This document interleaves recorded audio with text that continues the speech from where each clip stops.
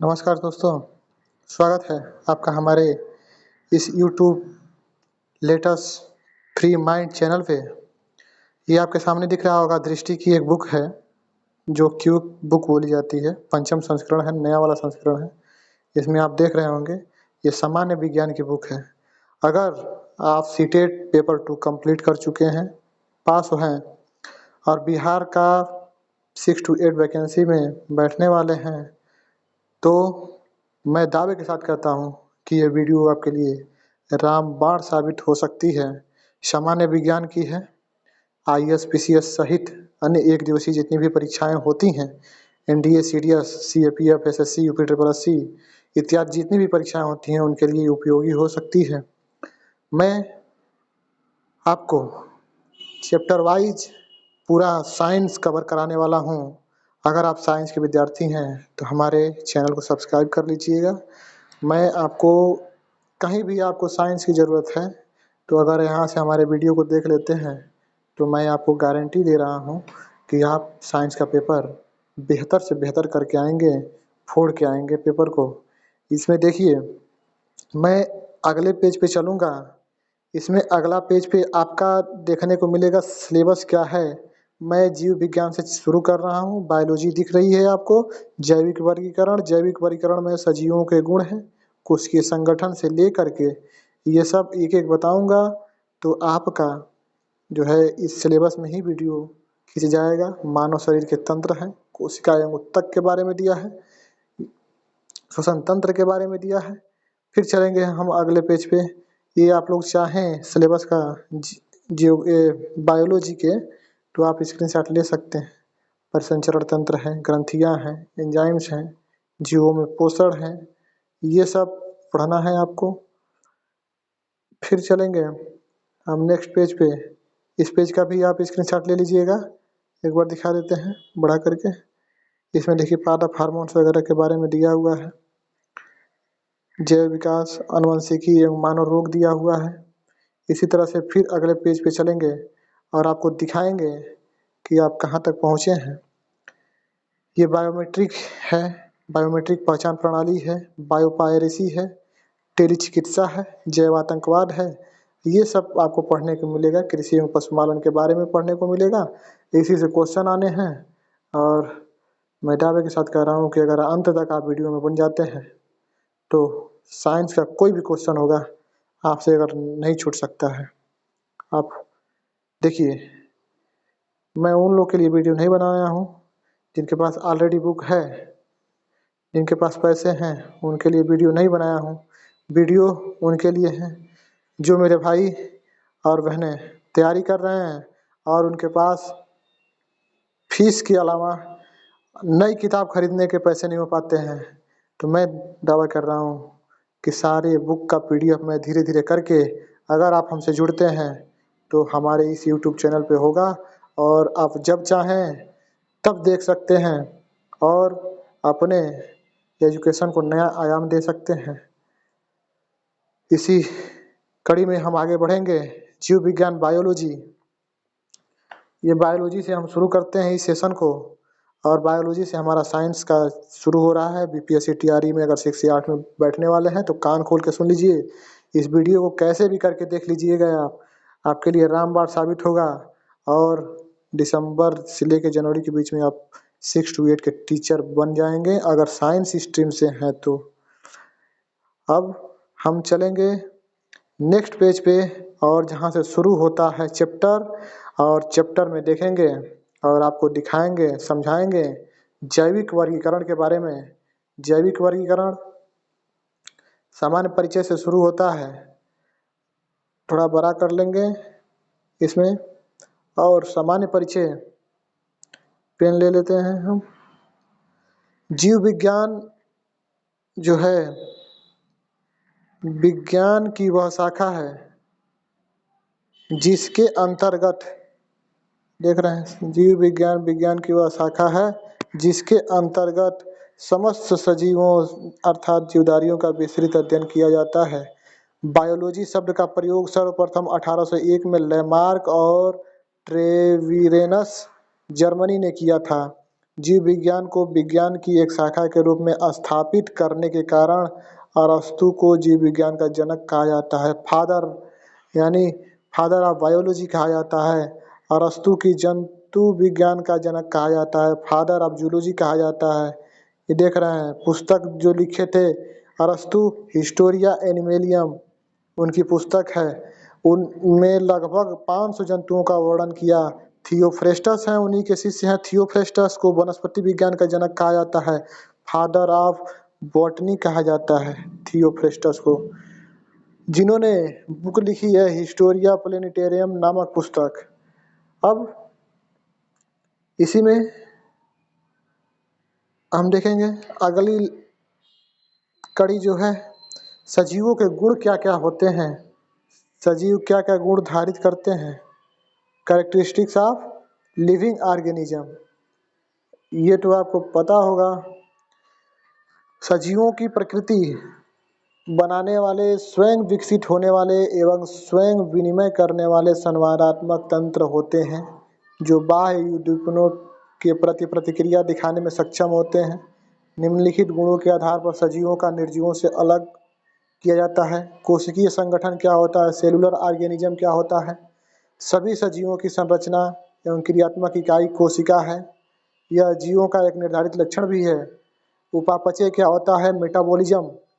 जीवन को पूर्ण करने के लिए सजीवों में होने वाली सभी जैव रासायनिक क्रियाओं को सम्मिलित रूप से उपापचयी क्रियाएं कहते हैं। अब इसमें हम ऊपर बढ़ेंगे। ये 2 प्रकार का होता है। मेटाबॉलिज्म कितने प्रकार का होता है, मेटाबॉलिज्म्स आर 2 टाइप्स। फर्स्ट जो होगा मेटाबॉलिज्म में आपको पढ़ना है उपचयन, एनाबॉलिज्म। इस क्रिया द्वारा सजीवों के शरीर में सरल अणुओं से जटिल अणुओं का निर्माण होता है। जैसे वृद्धि हो गया, वृद्धि क्रिया है, ये इसको क्या बोलेंगे, एनाबॉलिज्म बोलेंगे। उसके बाद से दूसरा आपका आता है, पढ़ेंगे आप अपचयन, कैटाबॉलिज्म। इस क्रिया द्वारा सजीवों के शरीर में जटिल अणु टूटकर सरल अणु का निर्माण करते हैं तथा ऊर्जा को मुक्त करते हैं। जैसे हो गया श्वसन, आपका रिस्पायरेशन क्रिया होती है। इसी बात आप जानेंगे वृद्धि के बारे में। वृद्धि क्या होता है, इस प्रक्रिया के अंतर्गत भोजन का उपयोग कर सजीवों में नई कोशिकाओं का निर्माण होता है। प्रजनन, रिप्रोडक्शन, सजीवों द्वारा अपने समान जीवों को जन्म देने की क्षमता को ही क्या कहते हैं, प्रजनन कहते हैं। यह जीवों का मुख्य गुण है। प्रजनन जीवों का क्या है, मुख्य गुण है। इसी में आगे हम बढ़ेंगे। चेतना क्या होती है, कॉन्शियसनेस। कॉन्शियसनेस देख लेंगे। यह सजीवों को निर्धारित करने वाला गुण है। कॉन्शियसनेस क्या है, सजीवों को निर्धारित करने वाला गुण है।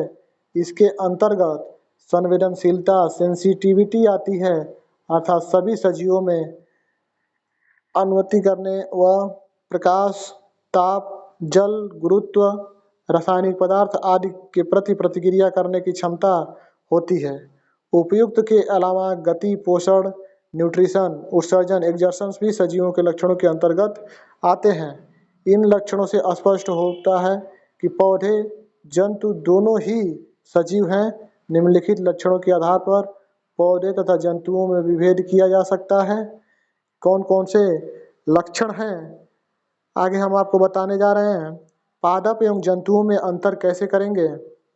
पहला जो है कोशिका भित्ति, सेल वॉल क्या होता है, पादप में होता है कि नहीं होता है। पादप कोशिका में जो है कोशिका भित्ति पाई जाती है, जो किसकी बनी होती है, सेल्यूलोज की बनी होती है। और जंतु में, जंतु कोशिका में कोशिका भित्ति की जगह जो होता है कोशिका झिल्ली होती है। ये अंतर आपको कोशिका भित्ति में दिख गया। सेल वॉल कहाँ होता है, पादप में होता है, बल्कि जंतु में क्या होता है, कोशिका झिल्ली होती है। क्लोरोप्लास्ट, क्लोरोप्लास्ट क्लोरोफिल की उपस्थिति के कारण पादप हरे रंग के होते हैं। इनमें क्लोरोफिल की अनुपस्थिति होती है, किसमें, जंतु में। लेकिन पादप में क्या होता है, क्लोरोप्लास्ट होता है।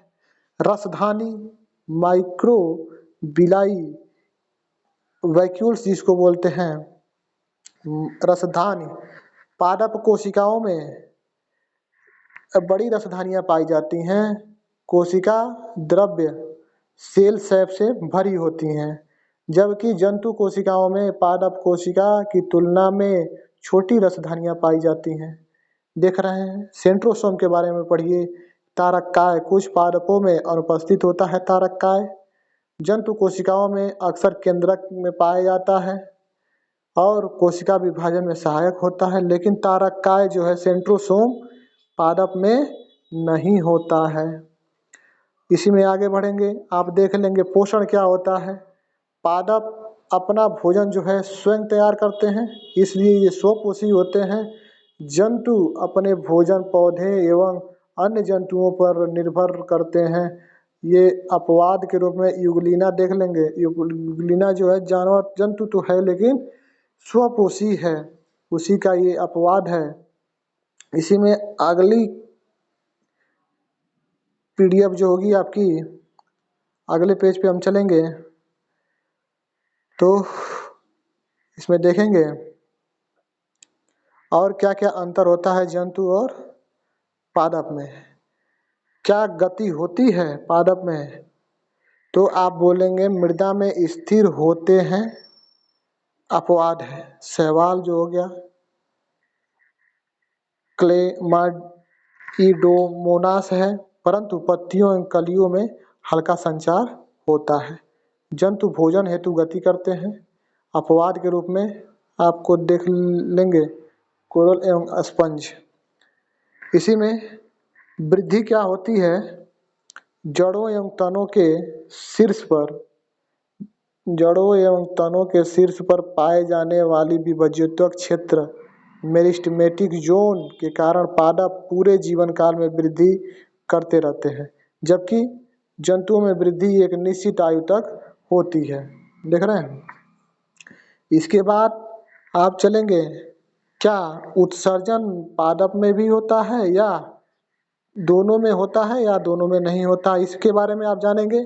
तो देखिए, पादपों में विकसित उत्सर्जित तंत्र का अभाव होता है। ये हानिकारक उत्पादों या तेल गोंद आदि का स्राव करते हैं जो इनके शरीर में संचित रहते हैं। यही जंतु में देखेंगे, ये विकसित उत्सर्जन तंत्र की सहायता से अमोनिया, यूरिया, यूरिक अम्ल आदि अपशिष्ट पदार्थों का उत्सर्जन करते हैं। अब आगे बढ़ेंगे, देखेंगे अनुक्रिया किसके में होती है।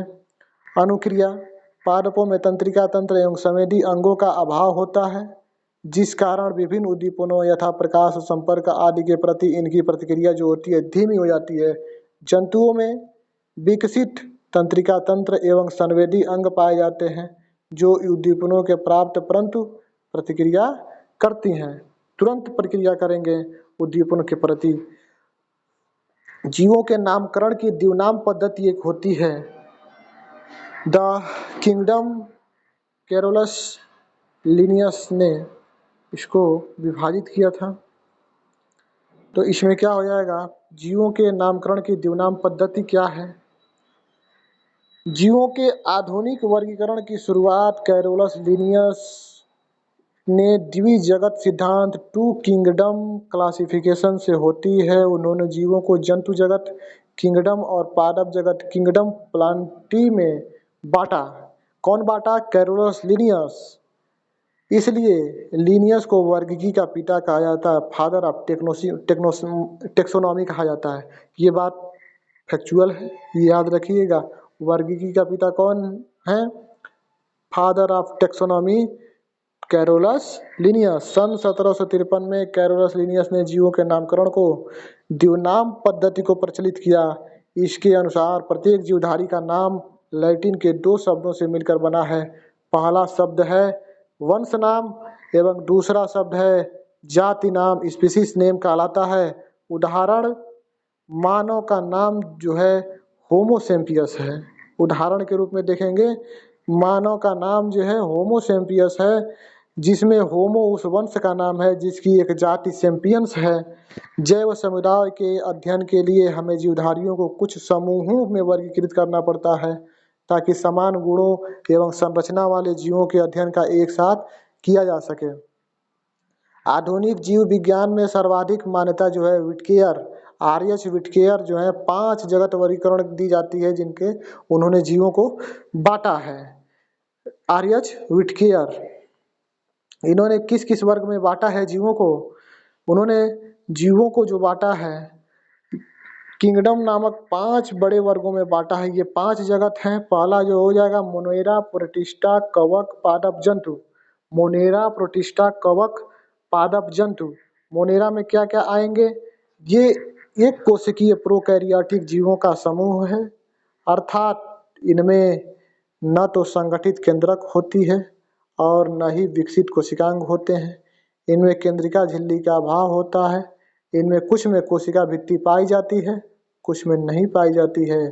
पोषण के स्तर पर स्वपोषी, रसायन संश्लेषी, प्रकाश संश्लेषी अथवा विषमांगी मृतजीवी परजीवी हो सकते हैं, दोनों हो सकते हैं। उदाहरणार्थ जीवाणु हो गया तथा नील हरित शैवाल हो गया अथवा साइनोबैक्टीरिया, माइकोप्लाज्मा आदि आप देख सकते हैं।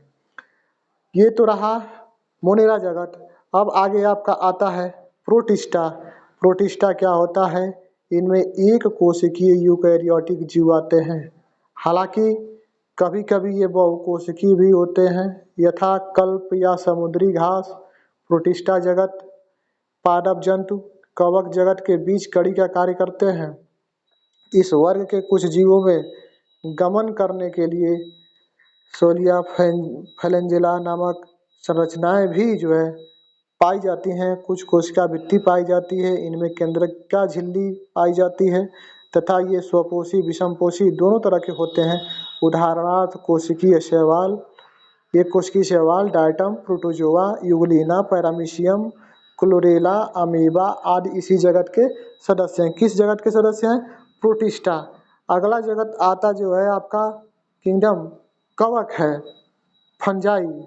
तो फंजाई में आप पढ़ेंगे ये बहुकोशिकीय यूकैरियोटिक जीव हैं। ये विषमपोषी होते हैं जो पोषण के लिए सड़े गले कार्बनिक पदार्थ पर निर्भर रहते हैं, अतः इन्हें मृतजीवी कह दिया जाता है। इनमें से कई अपने जीवन की एक विशेष अवस्था में बहुकोशिकीय क्षमता प्राप्त कर लेते हैं। इन कवकों में काइटिन नामक जटिल शर्करा की बनी हुई कोशिका भित्ति सेल्यूलोज अनुपस्थित पाई जाती है। ईस्ट, पेसिलियम, मशरूम आदि इसी जगत के जो हैं सदस्य हैं। सूक्ष्म जीव आगे पढ़ेंगे आप। सूक्ष्म जीव के बारे में, सूक्ष्म जीव क्या आते हैं? Micro organism. तो संरचना के आधार पर सूक्ष्म जीवों का वर्गीकरण सब सेलुलर, इस प्रकार की संरचना में डीएनए या आरएनए एक प्रोटीन आवरण द्वारा घिरा हुआ होता है। जैसे विषाणु, वायरस। विषाणु सूक्ष्म आकार के होते हैं परंतु ये अपना पोषण स्वयं नहीं करते, इसके लिए इन्हें जो है मेजबान होस्ट की आवश्यकता होती है। ये विषाणु पौधे तथा जीवों के गुणन का वृद्धि कर सकते हैं। इन्हें जो है निर्जीव एवं सजीव के बीच की कड़ी भी कहा जाता है। वायरस की खोज रूसी वैज्ञानिक दामित्री इवानोव्स्की ने 1892 तंबाकू में मोज़ेक रोग के खोज के दौरान की थी। ये फैक्चुअल चीजें हैं, इसको याद रखिएगा। आगे हम बढ़ेंगे। कुछ सामान्य रोग जैसे जो होते हैं, जुकाम हो गया, फ्लू, खांसी आदि विषाणुओं के द्वारा होते हैं। पोलियो और खसरा जैसी खतरनाक बीमारियां भी वायरस के कारण होती हैं। अब अगला पेज पे चलेंगे हम, नेक्स्ट पेज पे। तो इसमें शुरू होता है आपका, इसमें ध्यान से देखिए, प्रोकैरियोटिक क्या होते हैं। प्रोकैरियोटिक के बारे में थोड़ी सी जानकारी आप ले लीजिए। प्रोकैरियोटिक जो है इनकी कोशिका संरचना जो है साधारण होती है। इनकी कोशिका संरचना जो है साधारण होती है, जिनमें केंद्रक एवं उपांग ऑर्गेनेल्स उपस्थित नहीं होते हैं। जैसे बैक्टीरिया हो जाएगा। प्रोकैरियोटिक एक कोशिकीय सरल जीव हैं। ये मोनेरा जगत के अंतर्गत वर्गीकृत किए गए हैं। कुछ बैक्टीरिया जैसे नास्टाक एनाविना पर्यावरण के नाइट्रोजन का स्थिरीकरण करते हैं। ये नाइट्रोजन, फास्फोरस, आयरन एवं सल्फर जैसे पोषकों के पुनर्चक्रण में महत्वपूर्ण भूमिका निभाते हैं। अब आ जाइए यूकैरियोटिक। इनकी कोशिका संरचना जटिल होती है। जिनमें केंद्रक एवं विशेषीकृत उपांग उपस्थित होते हैं, जैसे हो गया प्रोटोजोआ, हो गया कवक, हो गया शैवाल, हो गया। इसी तरह से आगे बढ़ेंगे। अधिकांश कवक जो है परपोषी पर मृतजीवी होते हैं। इनमें जनन, कायिक, खंडन, विखंडन तथा मुकुलन द्वारा होता है। इनका उपयोग ब्रेंड, बियर इत्यादि बनाने में किया जाता है। कुछ कवक जो है मानव स्वास्थ्य के लिए हानिकारक हैं। गंजापन हो गया, दम्मा हो गया, दाद खाज एवं प्रमुख कारण कवक के हैं फंगस के। इसके अलावा फसलों के कई रोगों जो है कवक जैसे फसलें हैं, जैसे गेहूं का रस्ट रोग, खमीर और मशरूम भी कवक है। सभी प्रोटोजोआ परपोषी होते हैं और प्रायः परजीवी के रूप में अन्य जीवों पर निर्भर रहते हैं। ट्रिपेनोसोमा नामक निद्रा रोग का कारण भी प्रोटोजोआ है। ट्रिपेनोसोमा नामक जो है एक प्रोटोजोआ होता है जिसके कारण मनुष्य को नींद बहुत ज़्यादा लगती है। साथ ही मलेरिया, पेचिस जैसे रोग भी प्रोटोजोआ के कारण ही होते हैं। इसमें आगे बढ़ेंगे तो सर्दी, जुकाम, फ्लू, एंटीबायोटिक दवाएं प्रभावशाली नहीं होती हैं इनमें जब प्रोटोजोआ, क्योंकि ये रोग विषाणुओं द्वारा फैलते हैं। पादप हो गया, प्लांटी क्या होता है, इसमें प्लांटी में देखेंगे यह सेलुलोज से बने कोशिका भित्ति वाले बहुकोशिकीय यूकैरियोटिक जीवों का समूह है। ये स्वपोषी होते हैं, प्रकाश संश्लेषण प्रक्रिया द्वारा स्वयं का भोजन बनाते हैं। अतः क्लोरोफिल धारक सभी पौधे इसी वर्ग के सदस्य हैं। इनका शरीर ऊतकों एवं अंगों से निर्मित होता है। पादपों को निम्न उपवर्गों में बांटा जा सकता है। अब पादप जगत को भी उपवर्गों में बांटा गया है। पहला उपवर्ग है इसका थैलोफाइटा। तो थैलोफाइटा में क्या होगा, इन पौधों के शरीर के सभी घटक पूर्ण रूपेण विभेदित नहीं होते हैं, अर्थात इनकी संरचना जो होगी मूल, तना, पत्तियों में विभाजित नहीं होती है। इस वर्ग के पौधों की सामान्यतया शैवाल, एल्गाई कहा जाता है।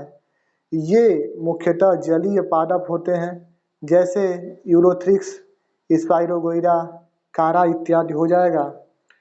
अब इसमें आगे बढ़ेंगे तो आप देखेंगे ब्रायोफाइटा आ जाएगा।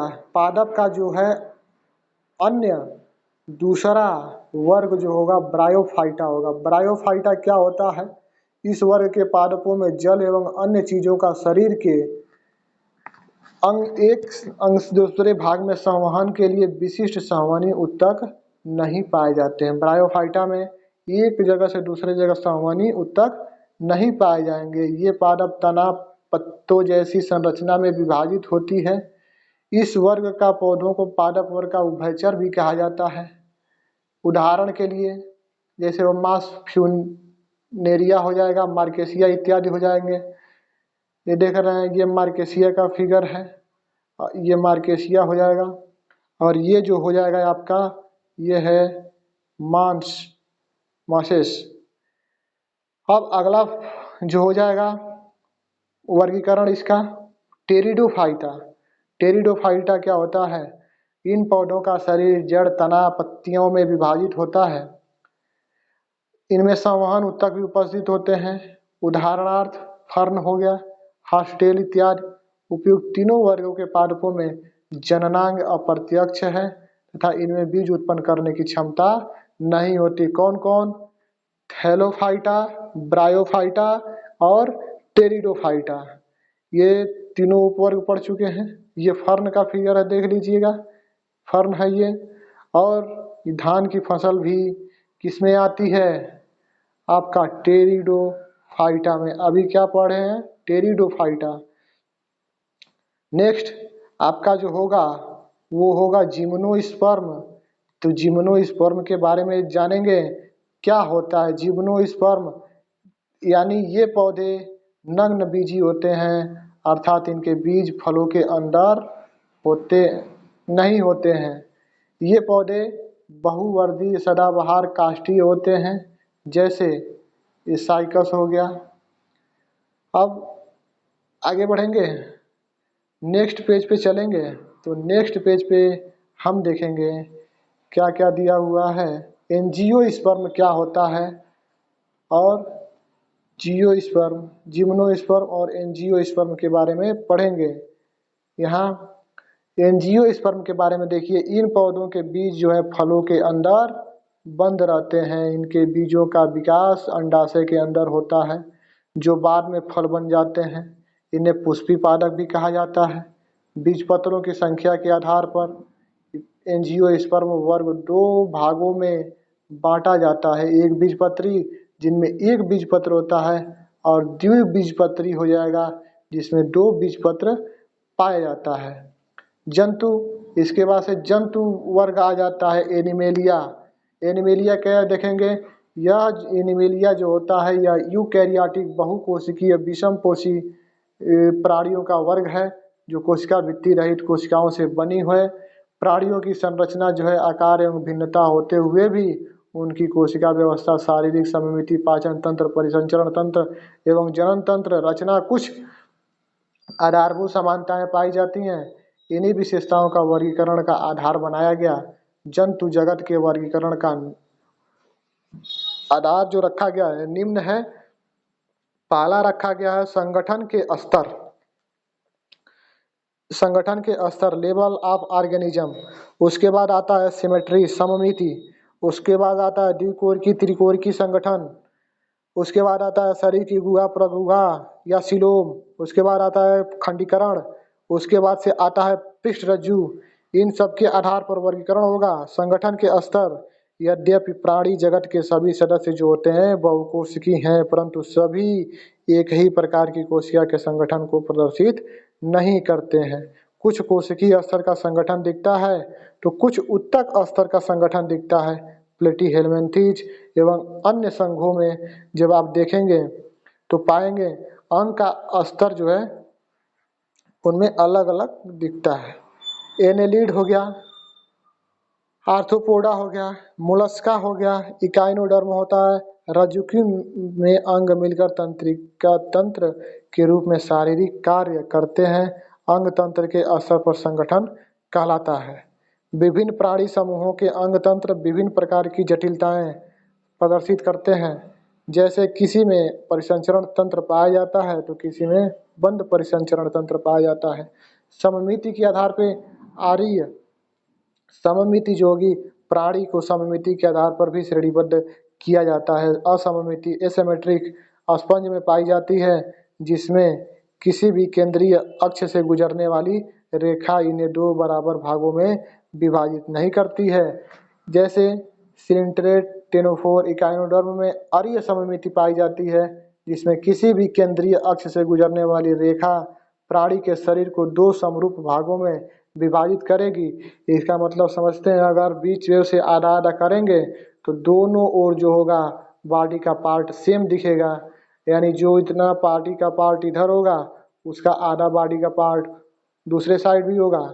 आगे देखेंगे, एनेलिड, आर्थ्रोपोडा आदि में द्विपार्श्व सममिति बाइलेटरल सिमेट्री पाई जाती है, जिसमें एक ही अक्ष से गुजरने वाली रेखा द्वारा शरीर में दो समरूप दाएं बाएं भाग में विभाजित हो जाता है। द्विकोरिकी तथा त्रिकोरिकी संगठन, सिलिंट्रेट जैसे प्राणियों में कोशिकाएं दो भ्रूणीय स्तरों, बाह्य एकाइटाडर्म एवं आंतरिक एक्टोडर्म अंतः त्वचा में व्यवस्थित होती हैं। ये प्राणी द्विकोरिकी कहलाते हैं। वे प्राणी जिनके विकसित भ्रूण तृतीय भ्रूण स्तर अर्थात मेसोडर्म उपस्थित होते हैं त्रिकोरिकी कहलाते हैं।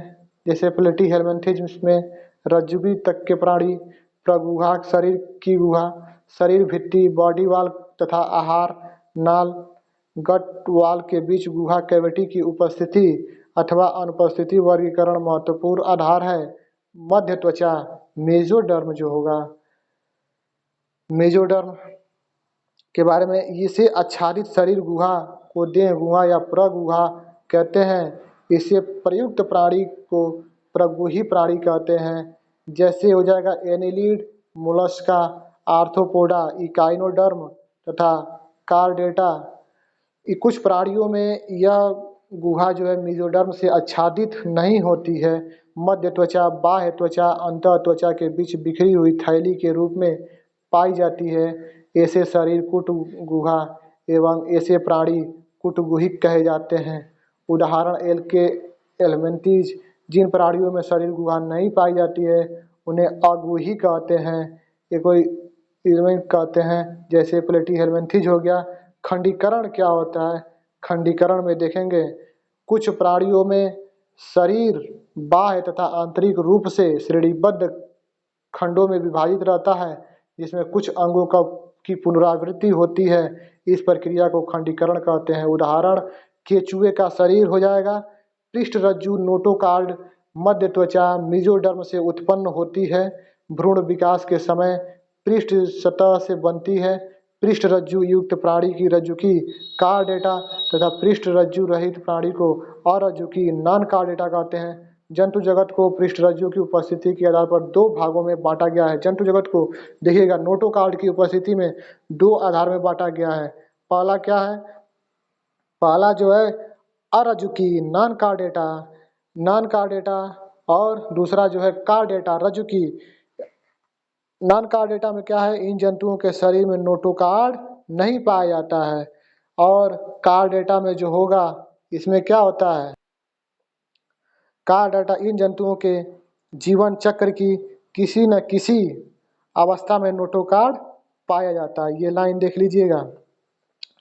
और नॉन कार्डेटा में फिर इनमें केंद्रीय तंत्रिका तंत्र जो है सेंट्रल नर्वस सिस्टम ठोस एवं दोहरा होता है, अधर तल में पाया जाता है। लेकिन कार्डेटा में इनके केंद्रीय तंत्रिका तंत्र जो खोखला होता है, एकल होता है, जो पृष्ठीय डोर्सल रूप से पाया जाता है। आगे देखेंगे हृदय जो है पृष्ठ भाग डोर्सल साइड में होता है अगर उपस्थिति हो तो। लेकिन इनमें जो हृदय होगा जिनमें कार्डेटा है अधर भाग में होता है। सभी कार्डेटा द्विपार्श्व सममित त्रिकोणिकी एवं दो देह गुहा युक्त होते हैं। अगले पेज पे चलेंगे हम, तो अगले पेज पे देखेंगे क्या है। अगले पेज पे जूम कर लेते हैं और इसमें आज ये पढ़ेंगे नॉन कार्डेटा के बारे में। ये नॉन कार्डेटा फाइलम संघ, नॉन कार्डेटा में संघ फाइलम जो होते हैं उसमें पहला हुआ पोरीफेरा में इस संघ के सदस्य जो है सामान्यतः स्पंज के नाम से जाने जाते हैं। ये मुख्यतः समुद्री होते हैं, ज्यादातर असममिति होते हैं। ये प्रारंभिक बहुकोशिकीय जंतु हैं एवं इनका शारीरिक संगठन कोशिकीय स्तर का होता है। इनका शरीर एक कठोर आवरण अथवा बाह्य कंकाल द्वारा आधार प्राप्त करता है जो सुई से नुकीले कांटों या स्पंजीन फाइबर से बना होता है। इनके पूरे शरीर में अनेक छिद्र पाए जाते हैं। इनके शरीर में जल तंत्र कैनाल सिस्टम पाया जाता है। जल महीन छिद्रों ऑस्टिया के द्वारा शरीर के अंदर प्रवेश करता है। एक बड़े छिद्र आस्कुलम द्वारा बाहर निकल जाता है। जल परिवहन रास्ते आहार ग्रहण, श्वास, गैसों का आदान प्रदान तथा अपशिष्टों का निष्कासन आदि कार्य संपन्न होते हैं। उदाहरण साइफा, साइकान, स्वच्छ जलीय स्पंज एवं स्पंजिरा, वाथ स्पंज, यूस्पंजिया। इसी में आगे पढ़ेंगे सिलेंट्रेटा या निडेरिया क्या होता है? इस संघ के सदस्य जलीय अधिकांशतः समुद्री स्थानबद्ध या मुक्त रूप से तैरने वाले होते हैं जिनमें सममिति पाई जाती है। इनमें स्पर्शक एवं न्यूडोब्लास्ट पाए जाते हैं। स्थिर रहने, रक्षा करने तथा शिकार पकड़ने में सहायक होते हैं। इनमें उत्तक स्तर का शारीरिक संगठन पाया जाता है एवं द्विकोरिक होते हैं। शरीर दो आकार रूपों यथा पॉलिप या मेडुसा में पाया जाता है। पॉलिप एक स्थानबद्ध बेलनाकार रूप है जिसके अंतर्गत हाइड्रा एवं एडेम्सिया आते हैं, जबकि मेडुसा छतरीनुमा आकार के मुक्त रूप में तैरने वाले होते हैं जिनके अंतर्गत जो है ऑरेलिया या जेलीफिश आते हैं। आगे देखेंगे तो इसमें आप पाएंगे ये सी एनोमिन है और ये आपको फिगर दिखेगा जो ये हाइड्रा का फिगर है, ये है हाइड्रा। आगे चलेंगे तो हम देखेंगे कोरल आदि जातियों में समूह में रहती हैं। कोरल आदि जातियां जो है समूह में रहती हैं, जबकि हाइड्रा जो है एकांकी में रहते हैं, अकेले में रहता है। एडेम्सिया सी एनीमोन एक प्रजाति है जो केकड़े के साथ सहजीवी संबंध दर्शाता है। हाइड्रा में श्वसन अंग रक्त अनुपस्थित होते हैं तथा श्वसन विसरण के माध्यम से होता है। हाइड्रा में श्वसन जो होगा किसके माध्यम से होगा? विसरण के माध्यम से। अब अगला फाइलम जो होता है टिनोफोरा होता है। सामान्यतः इन्हें समुद्री अखरोट काम्बजैली कहते हैं। ये सभी समुद्रवासी अरीय सममिति वाले द्विकोरिकी जीव होते हैं तथा इनमें उत्तक श्रेणी का शारीरिक संगठन पाया जाता है। शरीर में 8 बाह्य पक्षगामी यानी सिलिएटेड कॉम्ब प्लेट्स पाए जाते हैं जो चलने में सहायक होते हैं। जीवन दीप्ति यानी बायोल्यूमिनेसेंस के प्रकाश द्वारा उत्सर्जन करना टिनोफोर की मुख्य विशेषता है। उदाहरण प्लूरोब्रेकिया तथा टिनोप्लाना। प्लेंटीहेल्मिन्थेस हो गया। प्लेंटीहेल्मिन्थेस में ये देखेंगे आगे प्लेंटीहेल्मिन्थेस क्या है। इस संघ के प्राणी जो है पृष्ठाधार रूप से चपटे होते हैं, अतः इन्हें चपटे कृमि यानी फ्लैट वर्म भी कहा जाता है। इनका शारीरिक जो है त्रिकोणिक एवं द्विपार्श्व सममिति होती है एवं अंग स्तर आर्गन लेवल का शारीरिक संगठन पाया जाता है, परंतु इनमें वास्तविक देह गुहा ट्रू बॉडी कॉलम नहीं पाई जाती है। इस समूह के अधिकांश प्राणी मनुष्य तथा अन्य प्राणियों में जो है अंतः परजीवी के रूप में पाए जाते हैं। पैरासाइट इंडो पैरासाइट्स के रूप में पाए जाते हैं। इनमें जो है अंकुर हुक्स एवं चूसक पाए जाते हैं। विशिष्ट कोशिकाएं फ्लेम सेल्स परासरण ओस्मो रेगुलेशंस एवं उत्सर्जन में सहायता करती हैं। प्लेनेरिया में पुनरुद्भवन की क्षमता पाई जाती है। प्लेनेरिया में पुनरुद्भवन की क्षमता पाई जाती है। उदाहरण के रूप में देखेंगे आप टीनिया सोलियम फीटा कृमि फेसियोला लीवर फ्लूक एवं यकृत कृमि भेड़ बकरी सुअर आदि के यकृत की पित्त नलियों के में पाए जाने वाला एक चपटा कृमि है। ये कृमि पाया जाता है कहाँ कहाँ अभी हम बताए हैं।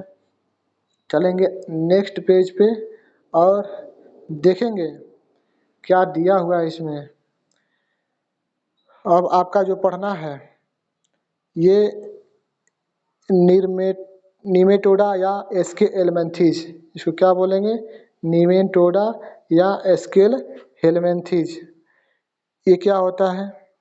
इन प्राणियों का शरीर जो होता है अनुप्रस्थ काट में गोलाकार होता है, अतः इन्हें गोल कृमि राउंड कहते हैं। ये मुक्तजीवी जलीय तथा स्थलीय अथवा पौधे तथा प्राणियों में परजीवी में भी पाए जाते हैं, पैरासाइट्स में भी पाए जाते हैं। ये गोल कृमि इनको बोलते हैं। ये कैसे सममिति रखते हैं? ये जो है द्विपार्श्व सममिति त्रिकोणिकी तथा वास्तविक देह गुहा वाले जीव हैं। इनका शरीर संगठन अंगतंत्र स्तर का है। उत्तक पाए जाते हैं परंतु असली अंग नहीं होते हैं। आहार नाल पूर्ण होता है एवं उत्सर्जन नाल शरीर से अपशिष्ट पदार्थों को उत्सर्जन रंध्र द्वारा बाहर निकालता है। सामान्यतः इन्हें बीमारी फैलाने वाले परजीवी कृमि पैरासाइट्स वर्म्स के रूप में जाना जाता है। जैसे हाथी पांव हो जाएगा, केवाहक फाइलेरिया कृमि एवं आंत में पाए जाने वाले गुल कृमि हो जाएंगे एवं पिन कृमि हो जाएंगे, round worm and pin worm हो जाएंगे।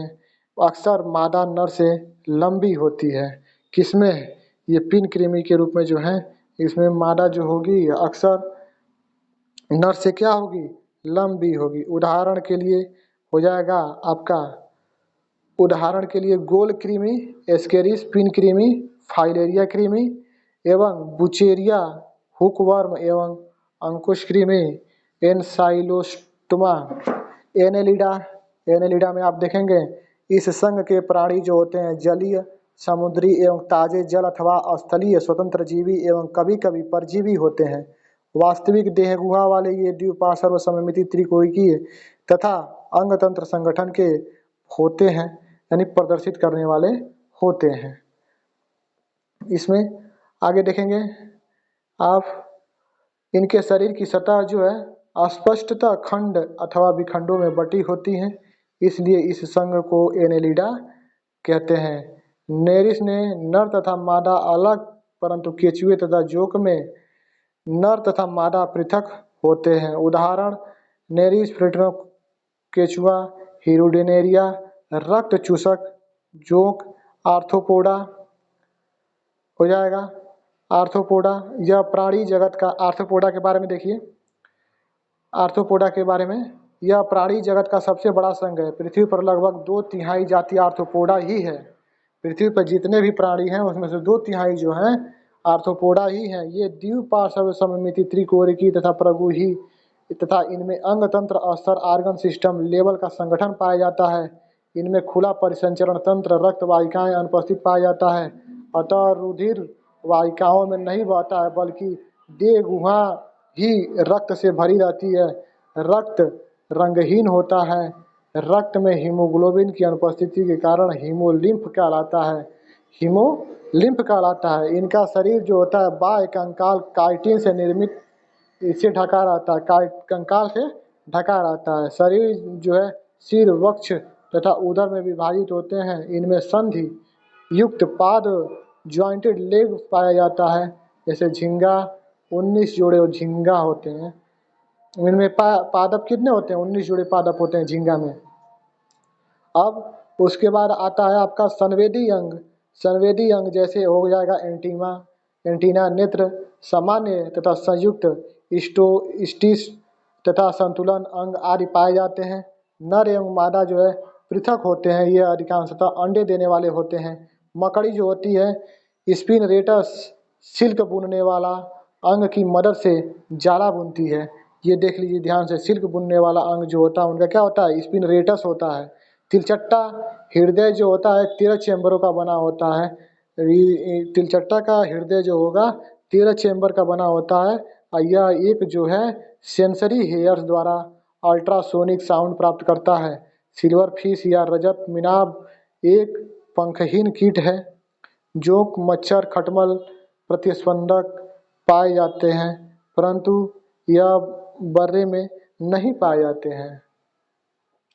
आगे देखेंगे क्या पेरिपेटस क्या होता है? यह एक लिविंग फॉसिल्स अकेशेरुकी है जो ओनिकोफेरा वर्ग से संबंधित है।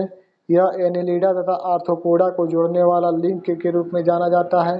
हार्सशू क्रेब लिमुलस एक समुद्री आर्थ्रोपोडा है जो एक केकड़ा क्रस्टेशियन न होकर मकड़ी के वर्ग एरेक्लिडा से ज़्यादा करीब माना जाता है। यह भी एक जो है लिविंग फॉसिल है। क्या है? लिविंग फॉसिल्स है। क्रस्टेशियन के बारे में आप देखेंगे, आवास जो होता है इनका जुड़े हुए पैरों के आधार पर आर्थ्रोपोडा को निम्नलिखित वर्गों में बांटा गया है। जुड़े हुए पैरों के आधार पर देख लीजिएगा, आर्थ्रोपोडा को निम्नलिखित वर्गों में बांटा गया है: क्रस्टेशियन, मिरियापोडा, एरेक्निडा और इंसेक्टा। उसके बाद ये है इंसेक्टा। आवास जो होगा क्रस्टेशियन का आवास कहाँ होता है? मुख्य जलीय होते हैं क्रस्टेशियन। ये मैरियापोडा जो होंगे स्थलीय होंगे, एरेक्निडा जो होंगे स्थलीय होंगे, इंसेक्टा जो होगा स्थलीय एवं दुर्लभ रूप से कभी कभी जो होता है जलीय हो जाते हैं, बहुत कम। यानी आवास के बारे में देख ले रहे हैं, केवल एक क्रस्टेशियन ही जो है जलीय है, बाकी सब जो है क्या है? स्थलीय है। इसके बाद से इनके पैर कितने होंगे, कितने जोड़े पाद होंगे? ये जो क्रस्टेशियन में 5 जोड़ा होगा, जबकि मरियापोडा में कई जोड़े होंगे, और एरेक्निडा में जो होगा आपको 4 जोड़े पाद मिलेंगे, और इंसेक्टा में आपको 3 जोड़े पाद मिलेंगे। यानी श्वसन क्या होता है? क्रस्टेशियन में श्वसन करेंगे गिल द्वारा श्वसन करेंगे, जबकि मेरियापोडा जो करेंगे ट्रेकिया द्वारा श्वसन करेंगे, और एरेक्निडा जो है ट्रेकिया एवं बुकलंग द्वारा श्वसन करेंगे, ब्रोनकाई। और ये इंसेक्टा जो है ये कौन सा करेंगे? ट्रेकिया से करेंगे अपना श्वसन।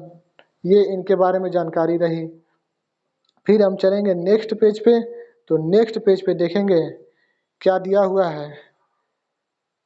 हिंगा यानी हिंगा क्रेफिस है, मिलिपीड सेंटीपोड है, मकड़ी बिच्छू, घुनकुटकी है, तितली है, माद, घरेलू टिड्डा, जुए इत्यादि, इन सब के बारे में क्या उदाहरण है। आगे, आर्थिक रूप से महत्वपूर्ण कीट के उदाहरण जो हैं, एपिस मधुमक्खी हो गया, बाबिक्स हो गया रेशम कीट, लैसिफर हो गया लाख कीट। रोगवाहक कीट कौन कौन से होते हैं। अब आप देखिए रोगवाहक कीट कौन कौन से होते हैं। घरेलू मक्खी जो है टाइडाफाइड, हैजा, कैलरा, डायरिया फैलाती है, ये सब बीमारी कराती है। रेड फली जो है कीट होते हैं, ये क्या होते हैं, ब्यूबोनिक प्लेग बीमारी फैलाते हैं। ये सैंड फ्लाई जो होती है काला जार इसके कारण होता है। सी मक्खी आती है, एक अफ्रीकन स्लीपिंग सिकनेस, हमेशा स्लीपिंग में रहेगा आदमी, सिकनेस आएगा। मच्छर जो है, मच्छर क्या फैलाता है, मलेरिया फैला देगा एनोफिल मच्छर से। डेंगू जो है चिकुनगुनिया, जापानी इंसेफेलाइटिस है, पीला ज्वर है एंडीज मच्छर, और फाइलोरियसिस है, क्यूलेक्स मच्छर है। बेड बग जो होता है टाइफस बुखार है। बेड बग क्या है, टाइफस बुखार है। अब आगे चलेंगे, आपका एक फाइलम आता है मोलस्का। मोलस्का क्या होता है, जंतु जगत का यह दूसरा सबसे बड़ा संघ है। ये प्राणी स्थलीय अथवा जलीय, लवणीय एवं अलवणीय होते हैं।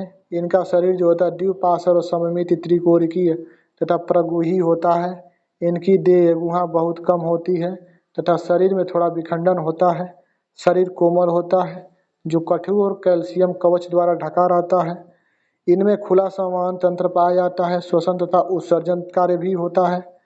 मुंह में भोजन हेतु रेती जिह्वा रेड्यूला पाई जाती है जो रेती के समान घिसने का कार्य करती है। सिर पर जो होता है संवेदी स्पर्शक पाए जाते हैं, जिसको कहते हैं टेस्टिकल पाए जाते हैं। अगला देखेंगे, सामान्यतः नर एवं मादा जो होते हैं पृथक होते हैं तथा अंडे देने वाले होते हैं। उदाहरण जो है पाइला हो गया, सेब घोगा हो गया, पिकटांडा हो गया, ओवरस्टर हो गया, सीपिया हो गया, लोलिगो हो गया, ऑक्टोपस हो गया, एपिलिप्सिया हो गया, डेंटेलियम हो गया, ये कीटोप्ल्यूरा हो गया, ये सब हो गए। आगे देखेंगे कि इकाइनोडर्मेटा क्या होता है। डर्मेटा और इकाइनोडर्मेटा। इकाइनोडर्मेटा में इस संघ के प्राणियों में कैल्शियम युक्त हड्डी से बना अंतःकंकाल इंडोस्केलेटन पाया जाता है, इसलिए इनका नाम जो रखा गया है इकाइनोडर्मेटा, यानी कांटा युक्त शरीर पाया जाता है। ये सभी समुद्री जीव हैं। ये इनमें अंग तंत्र स्तर का संगठन पाया जाता है। यह त्रिकोणीय तथा देह गुहा युक्त प्राणी होते हैं। इनमें पाचन तंत्र होता है, स्पष्ट उत्सर्जन तंत्र का अभाव होता है। एम्बुलेक्सिकल यानी जल संवहन वाटर वैस्कुलर सिस्टम इस संघ की विशेषता है, जो गमन भोजन ग्रहण श्वसन सहायक होता है। नर एवं मादा पृथक होते हैं। इसमें क्या होता है, नर एवं मादा जो होते हैं पृथक होते हैं। उदाहरण उदाहरण क्या हो जाएगा, एस्टेरियस या तारामीन स्टारफिश, ओफियूरा, ताराब्राइटल, इकाइनस या समुद्री अर्चिन, सी होलोथुरिया या समुद्री करकटी, एंटोडिन या फेदर या समुद्री झिल्ली, फादर स्टार, आरसी लिलीज क्या होते हैं, इस सब के बारे में दिया हुआ है। उसके बाद से आपका आ जाएगा हेमिकार्डेटा। ये हेमिकार्डेटा क्या होते हैं, इसे पहले कार्डेटा संघ के अंतर्गत उप संघ में रखा गया था। अब इसे अलग से एक संघ नॉन कार्डेटा के में ढाल दिया गया। ये समुद्री जीव हैं, कृमि के समान होते हैं। ये समुद्री जीव हैं और कृमि के समान होते हैं। अगला पेज पे चलेंगे और नेक्स्ट पेज पे देखेंगे कि क्या दिया हुआ है। इसमें आप पढ़ेंगे इनका संगठन जो है अंग तंत्र स्तर का होता है। ये द्विपार्श्व सममिति त्रिकोणीय द्विपार्श्व सममिति त्रिकोणीय होते हैं तथा देह गुहा युक्त प्राणी हैं। इनका शरीर जो होता है बेलनाकार होता है तथा परिसंचरण तंत्र बंद आकार का होता है। नर एवं मादा अलग अलग होते हैं। उदाहरण बैलोनग्लोसस और सैकोग्लोसस, कार्डेटा। कार्डेटा के 3 उपसंघों में विभाजित किया गया है। अभी नॉन कार्डेटा पढ़ेंगे, अब पढ़ेंगे आप कार्डेटा। कार्डेटा को कितने संघों में विभाजित किया गया है? तो कार्डेटा को 3 संघों में विभाजित किया गया है। यूरोकार्डेटा, तो यूरोकार्डेटा में हो जाएगा सिर्फ लार्वा की पूंछ में नोटोकार्ड उपस्थित रहता है। और उदाहरण जो होता है एसिडिया हो गया, सेल्पा हो गया, डोलियोलम हो गया। और दूसरा जो होता है सिफेलोकार्डेटा, पूरे जीवन काल में सिर से पूंछ तक नोटोकार्ड उपस्थित रहता है। उदाहरण ब्रेकियोस्टोमा। कशेरुकी वर्टिब्रेटा क्या होते हैं? सिर्फ भ्रूण अवस्था एम्ब्रायोनिक पीरियड के समय नोटोकार्ड उपस्थित रहता है। वयस्क होने पर यह नोटोकार्ड एक अस्थिल एवं उपास्थल मेरुदंडी में परिवर्तित हो जाता है, जिसे हम बैकबोन कहते हैं। और नोट है इसी में देख लेंगे कि यूरोकार्डेटा और सिफेलोकार्डेटा को एक साथ प्रोटोकार्डेटा कहते हैं। यह मुख्यतः समुद्री होते हैं। इस प्रकार सभी कशेरुकी रज्जुकी होते हैं, परंतु सभी रज्जुकी जो होते हैं कशेरुकी नहीं होते हैं। कशेरुकी कार्डेटा क्या होते हैं? कशेरुकी कार्डेटा देखेंगे 2 तरह के, एग्नेथा और ग्नेथोस्टोमेटा, यानी जबड़ों का अभाव जिनमें होता है उन्हें एग्नेथा बोलेंगे, और जिनमें जबड़े उपस्थित होते हैं उन्हें क्या बोलेंगे? ग्नेथोस्टोमेटा। वर्ग जो हो जाएगा एग्नेथा में कौन सा? साइक्लोस्टोमेटा। इस वर्ग के सभी प्राणी कुछ मछलियों के बाह्य परजीवी होते हैं। ये समुद्री होते हैं किंतु जनन हेतु अलवणीय जल में प्रवास करते हैं। जनन के कुछ दिन बाद मर जाते हैं। उदाहरण जो हो जाएगा पेट्रोमाइजन, लैंसे, मिक्सिन, हिंग फिश हो जाएगी। और जबड़े उपस्थित होते हैं, इनको 2 भागों में बांट देंगे। मत्स्य स्पीसीज हो जाएंगी। स्पीसीज में जो हो जाएगा कार्डिकथीज हो जाएगी और आस्टियाकथीज हो जाएगा। दूसरा हो जाएगा टेट्रापोडा, यानी चतुष्पाद में भी आते हैं, जिनमें क्या होता है? जबड़े उपस्थित होते हैं, जैसे चौपाया। अब टेट्रोफाइडा को 4 भागों में बांटेगा। एम्फीबिया उभयचर, रेप्टिसिया सरीसृप, और ये भी जो है पक्षी। मैमेलिया माने स्तनी वर्ग, इसमें स्तनधारी आते हैं। अब अगला है मत्स्य वर्ग।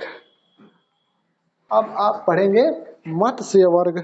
मत्स्य वर्ग में देखेंगे पहला जो होगा इसमें कांड्रीक्विथिज हो जाएगा। धारा रेखीय शरीर वाले समुद्री प्राणी हैं, जिनमें पृष्ठ रज्जु चिरस्थायी रूप से पाई जाती है, जिनके जबड़े जो होते हैं शक्तिशाली होते हैं। ये सभी मछलियां हैं जिनका हृदय जो होता है प्रकोष्ठों वाला होता है। इनका अंतःकंकाल उपस्थित होता है। इनमें हड्डी नहीं पाई जाती है। वायु कोश या वाताशय की अनुपस्थिति के कारण ये डूबने से बचने के लिए लगातार तैरते रहते हैं। इन प्राणियों में कुछ में विद्युत अंग, टारपीडो में, कुछ में विषदंत, ट्राइगोन में पाए जाते हैं। ये असमतापी होते हैं तथा अधिकांशतः जरायुज अर्थात बच्चे को जन्म देने वाले होते हैं। और फिर अगला देखेंगे उदाहरण क्या है। उदाहरण स्काइलियोडोन हो जाएगा, डॉग फिश हो जाएगा, प्रिस्टिस हो जाएगा, सफिश हो जाएगा, कार्केरोडोन हो जाएगा, विशाल सफ़ेद शौक, trigon, blue scar, whale shark. Dog fish को स्पेडोनोज शार्क भी कहते हैं। Hammerhead shark, blue shark, bull shark तथा स्मूथ हार्न्स बच्चे को जन्म देने वाली शार्क प्रजातियां हैं। स्कालिडान भी बच्चे को जन्म देती है। शार्क में विषम पाली पुच्छ हेट्रोसेरियल पाई जाती है, जो नीचे से छोटी और ऊपर से क्या होती है?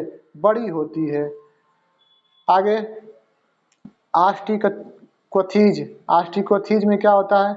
ईश्वर की मछलियाँ जो होती है लवड़ी अलवड़ी दोनों प्रकार के जल में पाई जाती हैं। इनका अंतःकंकाल अस्थिल बोनी होता है। इनमें वायु कोश एयर ब्लैडर उपस्थित होता है, जो उत्प्लावन में सहायक होता है। हृदय 2 प्रकोष्ठों का होता है। मछली का एयर ब्लैडर सहायक श्वसन अंग और द्रव स्थैतिक हाइड्रोस्टेटिक अंग दोनों रूपों में कार्य करता है। ये सभी असमतापी होते हैं, अधिकांशतः अंडा देने वाले होते हैं। उदाहरण समुद्री एक्जोस्टिन्स, फ्लाइंग फिश और हिपोकेपस जो होगा, समुद्री घोड़ा, सी हॉर्स, लवणीय जल, रोहू, कतला, मांगुर, एक्वेरियम, ये सब जो देख रहे हैं आप कौन सा वर्ग है? आस्किथिस है, यानी ये पेट्रोफिलम हो गया, एंजेल हो गया, बिटेन हो गया, बेट्टा यानी फाइटिंग फिश बोलते हैं। ये देखिए रोहू का फोटो दिख रहा है, रोहू है, और ये है सी हॉर्स, समुद्री घोड़ा जिसको बोलते हैं। तो कार्ड एक आर्थिक रूप से महत्वपूर्ण समुद्री मछली है जो नॉर्थ अटलांटिक महासागर में पाई जाती है। यह अपने यकृत तेल लीवर हेतु प्रसिद्ध है। आगे देखेंगे अगले पेज पे, तो अगले पेज पे देखेंगे क्या दिया हुआ है। टेट्रोपोडा वर्ग, उभयचर, एम्फीबिया। एम्फीबिया क्या होते हैं? यानी ये जल तथा स्थल दोनों पर रह सकते हैं। इनमें अधिकांश दो जोड़े पैर होते हैं, कुछ में पूंछ उपस्थित होती है। इनकी त्वचा नर्म सल्क रहित होती है एवं नेत्र जो होता है फल्क वाले होते हैं। श्वसन क्लोम, फुफ्फुस तथा त्वचा के द्वारा होता है। हृदय 3 प्रकोष्ठों का बना होता है। ये असमतापी प्राणी होते हैं एवं अंडोत्सर्जन करते हैं। उदाहरण बुफोटोड, मेढक, हाइलाब्रिच मेढक, सलामेंडर, इक्थियोथोफिस, पादप रहित उभयचर जिसकी जिह्वा नहीं होती है, पाद रहित होते हैं जिनका पैर नहीं होता है। सैलामेंडर का फिगर देख रहे होंगे आप, और हायला का फिगर देख रहे होंगे, और ये जो है इक्थियोफिस का फिगर है। लंग फिश के बारे में देखिए। लंग फिश जो होता है मत्स्य मछलियों एवं उभयचरों के बीच की कड़ी है। नेक्ट्यूरस सैलामेंडर की एक प्रजाति है। मेढक के कायांतरण में आंत छोटी हो जाती है। मेढक त्वचा के द्वारा सांस लेता है क्योंकि उसकी त्वचा जो होती है उच्च पारगम्य होती है, जिससे होकर ऑक्सीजन तथा कार्बन डाइऑक्साइड गुजर जाती है।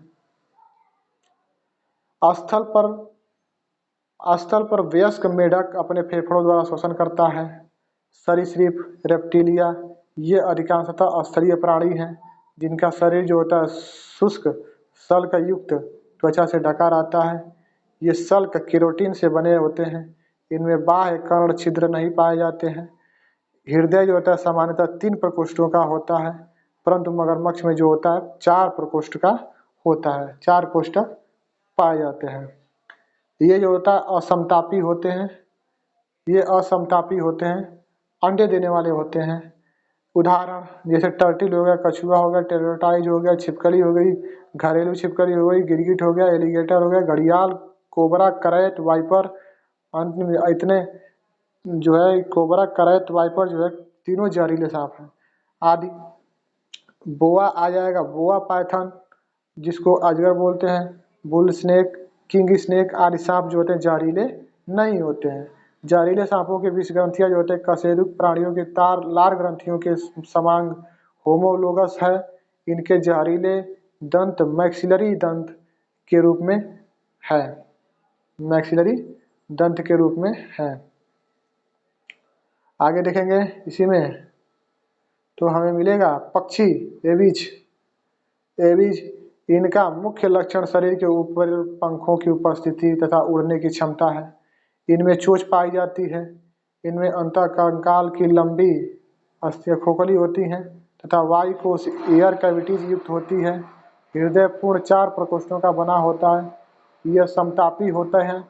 श्वसन फुफ्फुस के द्वारा होता है। पक्षियों में शब्दिनी नामक बाध्य अंग पाया जाता है।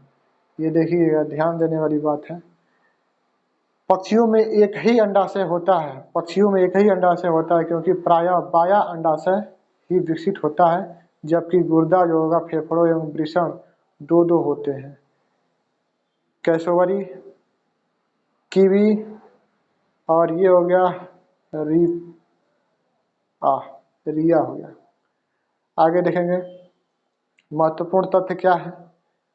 महत्वपूर्ण तथ्य में पृथ्वी पर सबसे ऊंचा विशालतम जीवित पक्षी जो है शुतुरमुर्ग है, जो अफ्रीका में पाया जाता है। यह उड़ने में असमर्थ होता है। यह एकमात्र ऐसा पक्षी है जिसके पैरों में 2 उंगलियां होती हैं। इसकी आंखें सिर पर खुलती हैं, काफ़ी बड़ी होती हैं। जब कशेरुकी इनकी आंखों जो सबसे बड़ी मानी जाती हैं। यह काफ़ी तेज दौड़ती हैं। शुतुरमुर्ग के अंडे प्राणी जगत के अंडों से सबसे बड़े होते हैं। एमू जो होता है विश्व का दूसरा सबसे विशाल पक्षी है। यह ऑस्ट्रेलिया में पाया जाता है। पैर काफ़ी मजबूत होते हैं जिनमें 3-3 उंगलियां पाई जाती हैं। पेंगुइन जो हो गया, पेंगुइन उड़ने में जो है असमर्थ जलीय पक्षी है। अधिकांश दक्षिण गोलार्ध में पाए जाते हैं। इनकी सिर्फ एक प्रजाति जो है गैलापागोस पेंगुइन भूमध्य रेखा के पास रहती है। जलीय पक्षी वर्ग में पेंगुइन मात्र एकमात्र पक्षी है जो उड़ नहीं सकता है। सब विशाल पेंगुइन का नाम एम्परर पेंगुइन रखा जाता है। बत्तख जो है राजहंस आदि पानी में तैरने वाले पक्षियों के पैरों को उंगली आपस में जाल द्वारा जुड़ी रहती हैं, जो उन्हें तैरने में मदद करती हैं। सबसे छोटा पक्षी जो होता है गुंजन पक्षी, हमिंग बर्ड।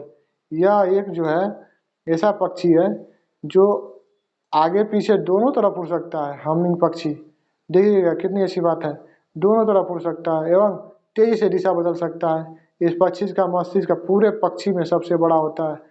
इसकी याददाश्त बहुत तेज होती है, काफ़ी तेजी से पंख फड़फड़ाता है। उड़ते समय इसके हृदय जो है धड़कन अत्यधिक तेज हो जाती है। यानी कितनी धड़कन हो जाती है, 1250 बीट्स पर मिनट के हिसाब से इसकी धड़कन हो जाती है जब ये उड़ता है। कौन उड़ता है? Humming bird. हमिंग बर्ड के बारे में जानकारी दिया था। अब आगे नर एवं मादा कबूतर अपने अन्नपुट जो भोजन संग्रहण के काम आता है में बने श्वेत पोषक द्रव कपोत अपने नवजात कबूतरों को खिलाते हैं। यह दूध एंटीऑक्सीडेंट एवं प्रतिरक्षा को बढ़ाने के प्रोटीन में युक्त होता है। कबूतर के अलावा फ्लेमिंगो नर एम्परर पेंगुइन में भी अपने शिशुओं को खिलाने हेतु दूध जैसे पदार्थ को उत्पन्न करने हेतु क्षमता पाई जाती है। कुटक कील जो होता है पक्षियों में स्टर्म ब्रेस्टोन बोन बढ़े हुए भाग के रूप में होता है जो उड़ने में मदद करता है। न उड़ पाने वाले पक्षियों में यह संरचना नहीं पाई जाती है। क्या होता है, जो नहीं उड़ सकते उनमें यह संरचना नहीं पाई जाती है। उड़ने में अक्षम फ्लाइटलेस पक्षी जो होते हैं शुतुरमुर्ग, एमू, कीवी, पेंगुइन, रिया, कैसोवरी यानी कीवी केवल न्यूजीलैंड में पाया जाता है। स्तनधारी आ जाइए। स्तनधारी क्या होते हैं? मैमल्स। स्तनधारी के बारे में आप देखेंगे इस वर्ग के प्राणी जो होते हैं ध्रुवीय ठंड भाग रेगिस्तान जंगल घास के मैदान अंधेरी गुफा जैसे वातावरण में पाए जाते हैं। इस वर्ग के प्राणी जो होते हैं उड़ने पानी में रहने के भी अनुकूल होते हैं। डायाफ्राम की उपस्थिति स्तनधारियों को मूलभूत लक्षण होती है। इनका सर्व प्रमुख लक्षण होता है दूध उत्पन्न करने वाली ग्रंथि होती है पाया जाना, जिसमें बच्चे पोषण करते हैं। 2 जोड़ी पैर चलने दौड़ने वृक्ष पर चढ़ने बिल में रहने तैरने अथवा उड़ने के अनुकूल होते हैं। त्वचा में रोम पाए जाते हैं तथा बाह्य कर्णपल्लव पाए जाते हैं। हृदय जो होता है 4 प्रकोष्ठों का होता है तथा श्वसन की क्रिया जो होती है पेशीय डायफ्राम द्वारा होती है।